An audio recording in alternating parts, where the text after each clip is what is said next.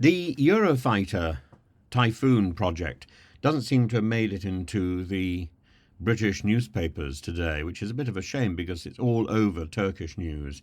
And it's about global politics, it's about defence diplomacy, it's about the strategic complications within NATO. And at the heart of the matter is this potential supply of approximately 40 Eurofighter jets to Turkey, which Britain wants to happen, but it's contingent on an agreement, particularly with Germany and also with Italy and Spain, a consortium. And Germany has the veto power over defence exports, and it's a significant barrier at the moment. Berlin's objections stem from historic concerns about arms exports to Turkey after controversial Turkish offensives in Syria and its stance on other global issues such as Turkey's rhetoric about Gaza. And Germany's reticence underscores the broader European unease about Turkey's foreign policy under President Erdogan. And Britain disagrees.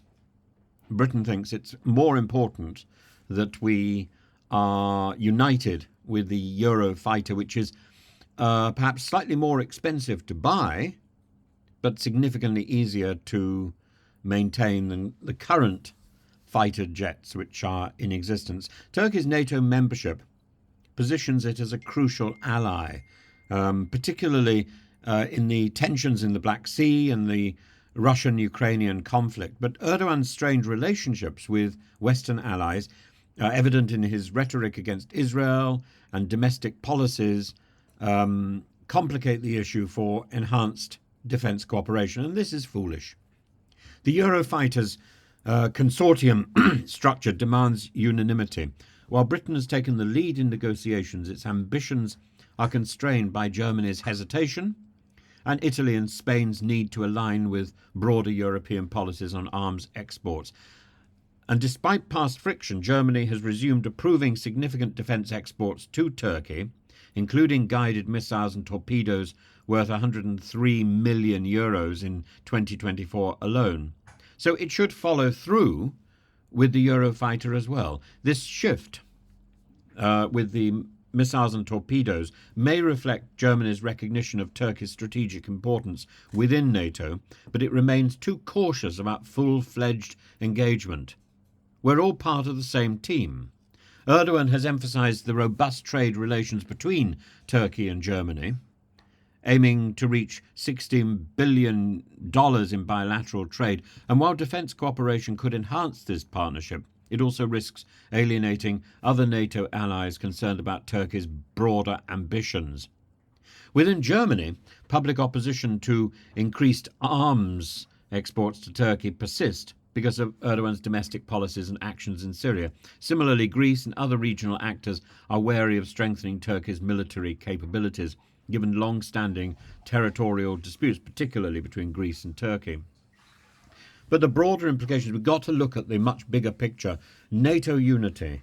The Eurofighter issue tests NATO's ability to balance member state interests with collective strategic priorities. And supplying advanced jets to Turkey bolsters NATO's southeastern flank, even if it risks exacerbating internal tensions.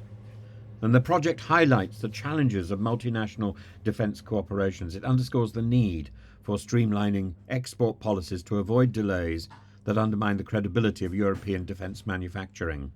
And the same can be said for the delays that have stymied the promises of help to Ukraine.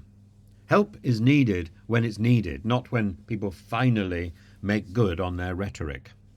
Erdogan is leveraging defence negotiations to underscore Turkey's importance within NATO while addressing domestic political narratives. Securing Eurofighters would enhance Turkey's military modernisation and global standing and position Turkey exactly where it needs to be and where it is geographically at the front of NATO. Turkey is one of the frontline states. And the Eurofighter The Eurofighter project encapsulates the complexities of aligning defence, diplomacy, and the global realities of, for example, the conflict in Ukraine, the conflict in Israel, the conflict in Lebanon. And while Britain's leadership in advancing the deal reflects its post-Brexit ambitions, the broader European hesitations signal the enduring challenges of integrating Turkey's aspirations within NATO.